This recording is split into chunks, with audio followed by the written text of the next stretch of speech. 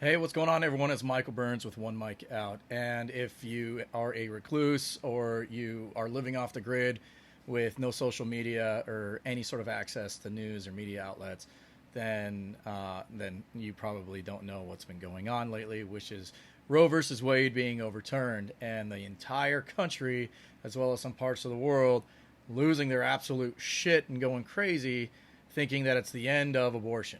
Roe versus Wade essentially was overturned by the SCOTUS, and all it did was throw the power back to the states, the voice and the power back to the states. And you've had so many people come up in arms about it, a lot of liberal women coming up in arms about it, a lot of people who I honestly thought were more right leaning. Now, all of a sudden, since it's their time to shine, to become a victim, they're embracing it and saying, "Yay, woe is me! Look at me getting my rights are being tread on," when in fact that is not the case. Essentially what all that was done is, instead of a federal ban on abortion or a federal go ahead on abortion, all they did is say, "Hey, we're removing ourselves, we're remitting ourselves or omitting ourselves from the situation, and we're going to give the power back to the individual states to make that call." Abortion was not banned. Abortion is not illegal. It depends on the state in which you live. The majority, if not all, liberal blue leaning states are still allowing elective abortions. Where I stand on elective abortion, where I personally believe on it, do I think it's wrong? Absolutely. However, personally speaking, I don't give two shits what you and your partner do with your procreation, because if you choose to get an elective abortion, elective, not because of incest or rape or some weird circumstance like that, but because if you're afraid of your lifestyle being changed, your lifestyle right now, that is the only thing that is promoting and motivating you to get an abortion, that I don't really give two shits about you procreating, because I don't want more people like you on this planet. So that's me personally speaking. I'm not religious. I'm not being motivated by religion in terms of I say no to abortion. The reason I don't like elective abortion, and again, this is the escape of the responsibility of having a child based on poor decisions that you made, and you didn't have those discussions with the partner, with your sexual partner or whatnot prior to, of what could the possible outcome be of having sex and intercourse right now, procreating, if you will. What's going to happen if we do get pregnant? If your decision behind getting the abortion was, "Oh, well, man, my life, I like the way I'm living, I like going to the bars, I like being able to hoe it up, I like whatever it is," if that is your motivation, like I said, I don't really care. Except for it breeds a certain level of irresponsibility in generations to come. What it does is it creates an easy button, an easy out. So now all of a sudden you have this, "Oh, I can just say fuck off the responsibility and accountability, and I can just keep hitting this button right here." On top of that, having an abortion can create a snowball effect of other medical issues down the road for you. So if and when you do decide to have a baby, it increases the chances of that baby having complications when it is time to be born. So if you take a look at Sharon Stone had an abortion when she was like 18, and then she said she had like 9 miscarriages after that. Well, she had an abortion at the young age of 18, and it snowballed and trickled affected into her having to have, or not having to have, but having these miscarriages, and more than likely it led to contribute to the fact that she had to have those miscarriages, or she had those miscarriages. So when it comes to abortion, I believe it's wrong, elective abortion. Do I personally believe? Yes. If it's incest, if it's rape, by all means, it should be up to the discussion of, it should be up to you. Do I want to carry this baby full term, or do I want to be rid of the baby? But up to a certain point. I don't believe you should be able to go into your third trimester, and you're on month 9 or month 8, and then you're like, "Yeah, never mind, I don't want to have this baby," and now you're effectively killing. No, I don't believe it should be that late. Yeah, there's a lot of gray area. There's no black and white. It's a shitty situation for a lot of people, because a lot of people are up in arms about it, pissed off about it. I've lost like almost 100 friends on Facebook over it because of how vocal I am. I am against elective abortion because of what it breeds in people. what it creates an out for you to be irresponsible and maintain less accountability. And in this era, in this time in which we live, in this self-gratification, immediate gratification world in which we live in right now, that just furthers that stupid, shitty mentality of I can just get out right now. What the left is doing right now is they're fear-mongering by saying they're going after women's rights. You're hearing people say in Orange County, Florida, that they're making teachers take down same-sex pictures if you're a teacher with a same-sex spouse, to take those down, and yada yada yada. There's so much fear-mongering going on, and my question to you is, if you're believing that, is look at the last 2.5, 3 years with COVID and the fear-mongering the media contributed to. If you seriously still are believing the media right now, like honestly, then you have a dependency problem. You literally, it's like an addiction. You have this addicted. What's the flavor of the week for me to get spun up about this week? What is it next week that I can get spun up about? You're almost, it's almost like a dopamine dump that you're getting into your body, and so you're thriving off of what's the new thing. Yesterday's Ukraine, now it's Roe v. Wade. Oh, now tomorrow it's gay rights and women's rights are up in arms again because the evil conservatives are coming after them. It's always going to be this divisive thing that keeps us all fighting each other, and no one is waking up to see it, and no one is doing anything about it except maintaining the course of bitching and moaning. And that's all this is. Roe versus Wade being overturned affect you zero, unless you were planning on getting pregnant and having an abortion. If that was like literally on, like, okay, you're looking at your little Palm Pilot, if you will, your little day calendar planner, and go, oh yeah, I'm supposed to be getting pregnant today, so I can have an abortion in a few weeks from now, or in a month from now, or whenever. Like, it literally affects you zero. It does. The only way in which it affects you right now is if you literally had just found out you were pregnant, and then the state in which you were in immediately put in some sort of an elective ban, which the majority of states yet to have done that. They're talking about it July 1 in certain states, which is, I guess, tomorrow. There will be certain bans in place, but that does not mean that you cannot go to another state and seek the process that you're seeking. Whatever it is, the medical. I'm not calling it treatment because it's not treatment, but procedure that you're seeking. But the fact that everyone right now, like everywhere you're looking on social media, is it's been banned, it's been banned, it's been banned, it's been banned. Oh, men get vasectomies then, and everyone this and that. Sorry, Roe v. Wade was overturned to give the voice and the power back to the states.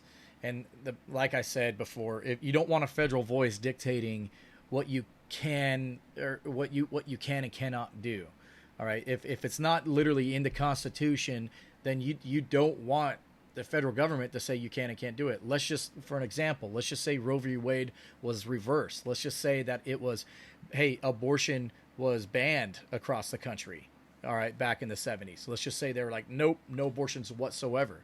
How up in arms would you be about that? How pissed off would you be? Because there was only one voice that made it illegal, that said, nope, it was the federal government. They were the ones, nope, cannot do abortion whatsoever. And how much up in arms would you be? But by giving the power back to the states, now you're saying that can't happen.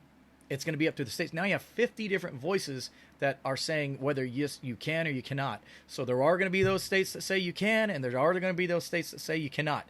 There you go. That's a win-win in my opinion. But the fact that you're fear-mongering and you're trying to perpetuate this mentality and ideal of it's been banned, conservatives are bad, how dare you, you're just trying to be a victim.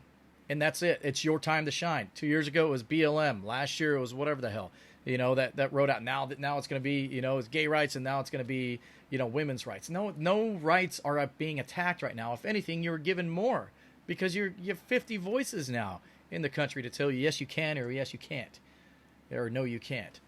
But the fact that you're clamoring to fear-mongering, that you're literally just embracing it, it's to me, that tells me that you have an addiction to shock and awe.